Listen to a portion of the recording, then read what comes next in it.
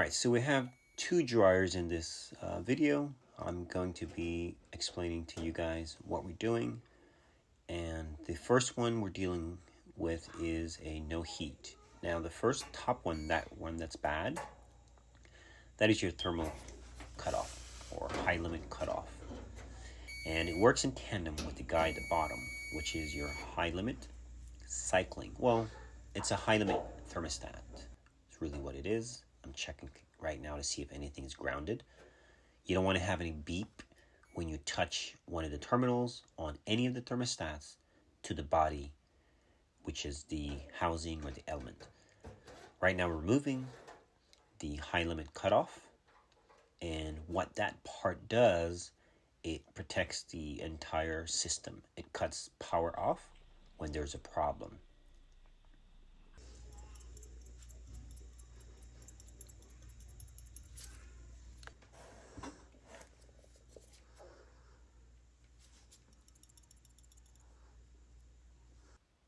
All right, now if you don't have access to a new one, you can go ahead and throw that in the freezer overnight, or you can, I'm not a big fan of it, but you can drop it on a floor and it will reset.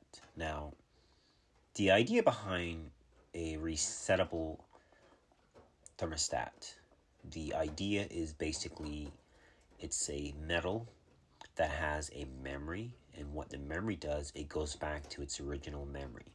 So unless you reset it a bunch of times, you're totally going to be fine. So now this one is your high limit thermostat, and when it fails, there are two ways. That's why I'm doing this video, to explain the difference, because you will just replace one part thinking you're okay, and you put your dryer back together. It works for one cycle, and then you have to do it again. So you want to replace them in tandem. If the top one goes, this guy, yes, he's testing good, but he's not. All right. I do have videos actually showing how they work, and basically it's nothing more than a bimetal as well. So we're going to replace that as well. And then I'm going to show you, or hopefully you can do that with your machine. It's good, of course. And we're going to connect back. Make sure your wires, when you connect them back to your new thermostat, are nice and tight. And you will see the machine once you connect everything, and you don't have to put the cover back on. All you're going to be doing is just connecting it back to the housing and plugging the machine in, put your vent back on, and you're going to watch and see as the element, when it turns on, gets hot or orange, and then it's going to cycle off, and you will see it when it turns back on, and that's how it goes. So when the part is defective, that guy that we're working on, when that's defective, the element will stay glowing, and it will not cycle off, and it will trip. All right, so parts are on. Make it a habit to always check for continuity, just to make sure that everything is correct, and also check for grounding as well. You can never do those things too much. So now we're going to put the machine back in service, just to check, just to watch the machine, or the element, I should say. You're going to pay attention now, and we're going to look through this hole. By the way, I'm just pointing out that cord is installed correctly. That's nice. It's always nice to see. In fact, in the next video, you will see where the cord was not properly installed, and I did make the adjustment. So now we're going to be plugging the unit back in, doing a temporary hookup.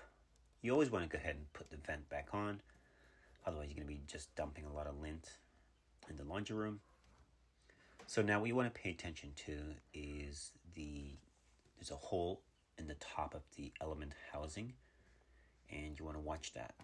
Now put the machine on dry, and you want to pay attention, but you don't want to touch anything back there. You gotta remember, this is a live test. All right, so you can watch the element as it glows.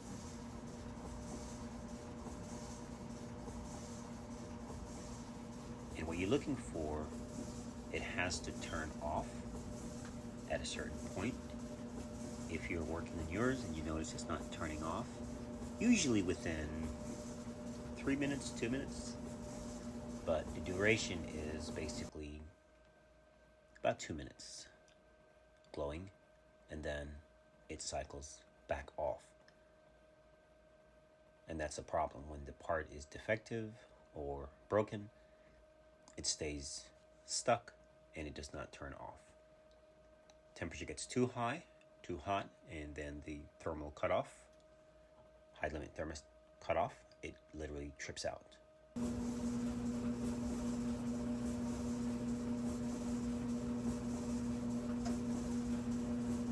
There you have it. See that? It turning off.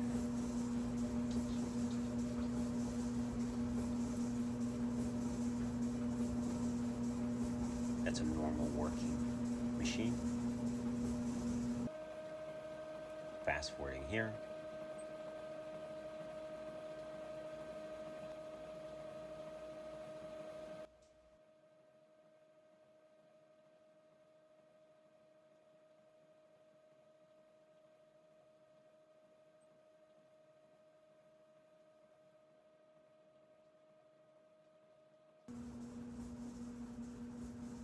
And it's back on.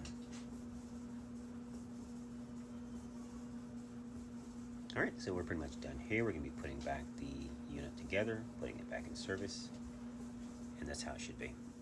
All right, guys, the next video is gonna be on a dryer, not heating. It's gonna be the element install.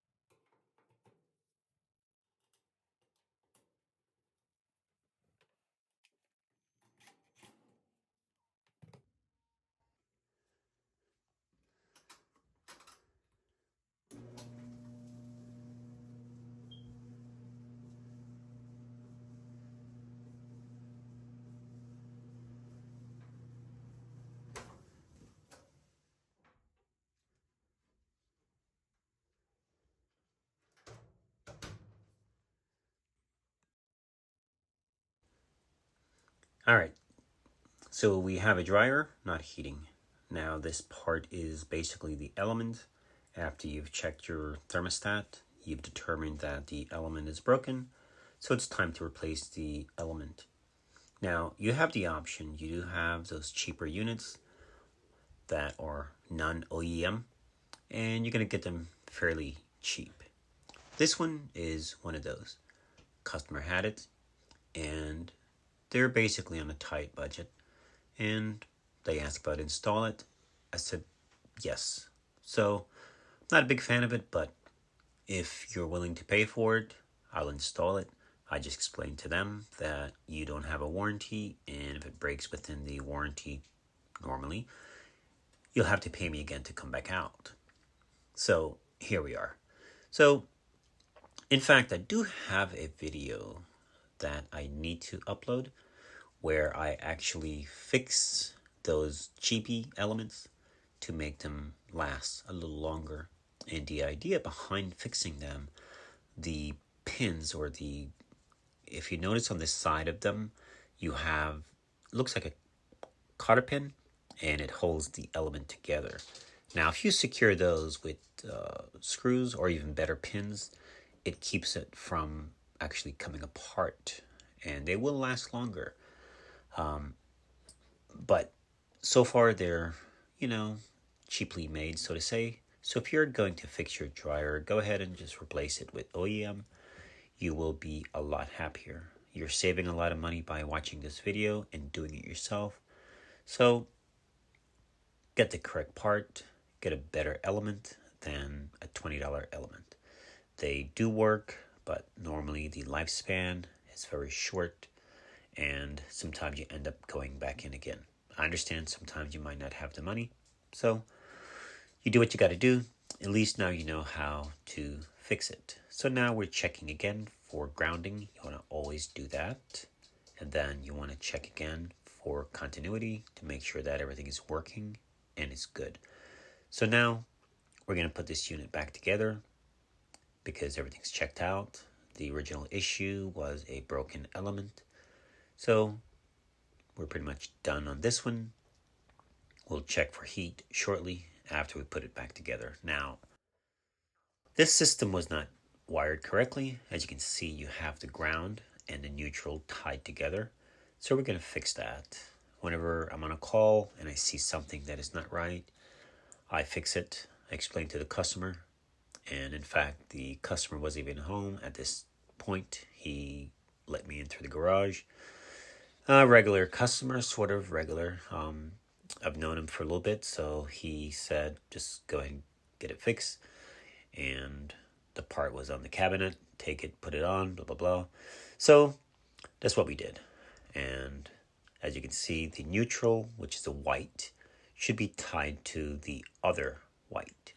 Now, the video before this, you can see it was a different color cord, and he was actually on the ground. So I do have videos as well showing how to wire a dryer properly. All right, and that's done. So now we're going to be putting it back together and checking for proper heat.